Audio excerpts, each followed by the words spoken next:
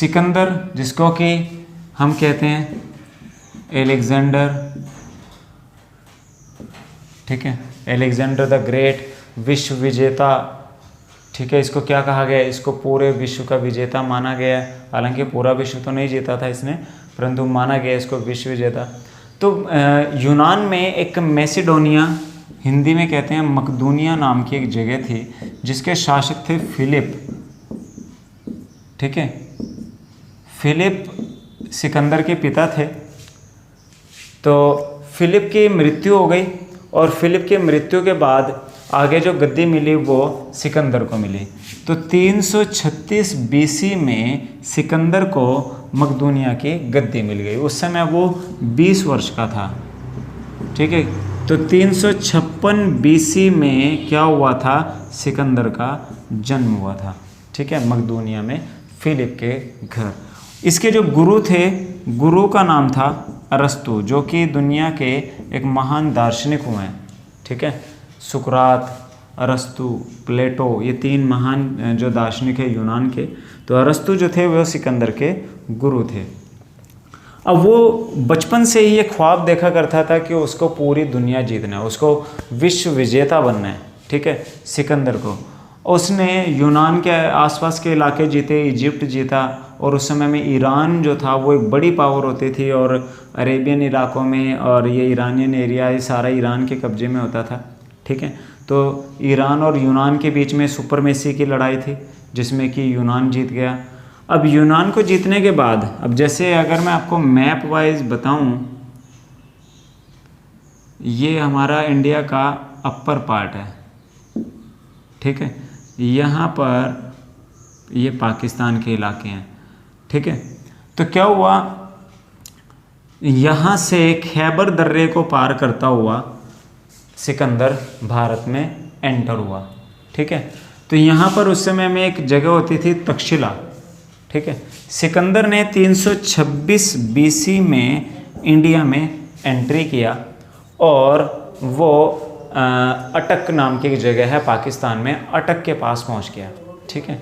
उसने तक्षशिला पर अटैक किया, पर वहाँ का जो राजा था उसका नाम था आम्भी।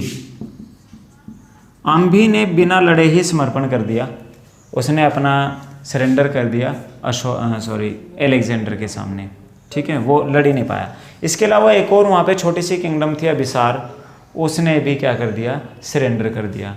परंतु यहीं पर एक और किंगडम थी चिनाब नदी के पास, और वो किंगडम किसकी थी? पोरस की,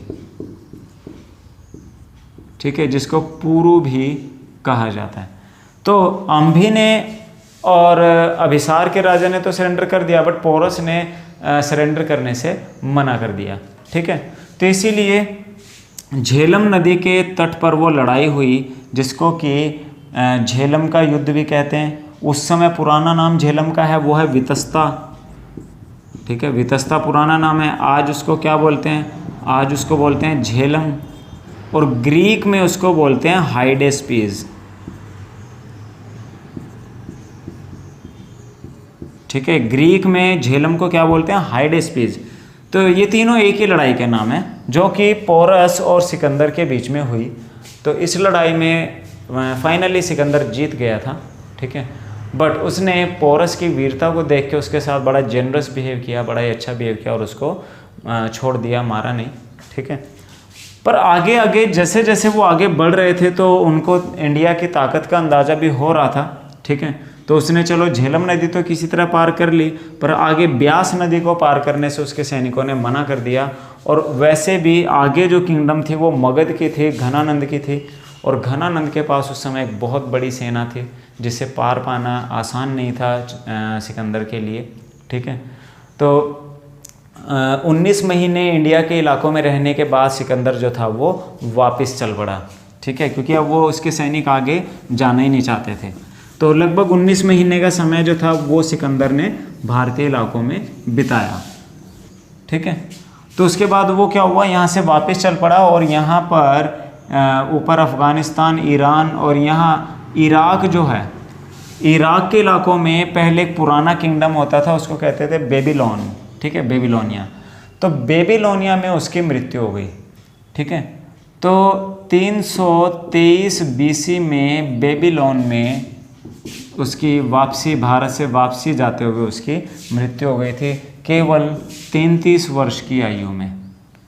ठीक है, तो ज़्यादा उम्र नहीं थी अलेक्जेंडर की, बट उसने कम उम्र में ही एक अच्छा नाम कमाया, अच्छा रुतबा कमाया सिकंदर ने। ठीक है, तो ये क्या है, अब इसने जब पोरस से लड़ाई जीती थी तो उसकी याद में एक निकाया नाम का शहर बसाया था, और इसका एक प्रिय घोड़ा था, उस घोड़े का नाम था बहुकेफला। तो उस घोड़े की याद में भी उसने एक बहुकेफला नाम का जो नगर था वो बसाया था। तो जब सिकंदर यहाँ से वापस जाने लगा तो उसने अपने जो इंडिया के जीते हुए इलाके थे उसके जो 3 सेनापतियों को उसने गवर्नर बना के उनमें बांट के वो यहाँ से वापस चला गया था। हालांकि सिकंदर के मरने के बाद उसकी जो किंगडम थी वो ज़्यादा लंबे समय तक सुरक्षित नहीं रही, और वो 3 हिस्सों में बंट गई, ईरानियन हिस्सा अलग, यूनानी हिस्सा अलग और इजिप्ट का हिस्सा अलग। ठीक है, तो वो क्योंकि वो आपस में ही उसके जो सेनापति थे वो अब लड़ने लगे थे। सो आपको कैसा लगा, हमें अपने फीडबैक ज़रूर दें, कमेंट सेक्शन में हमें ज़रूर बताएं। Okay, thank you.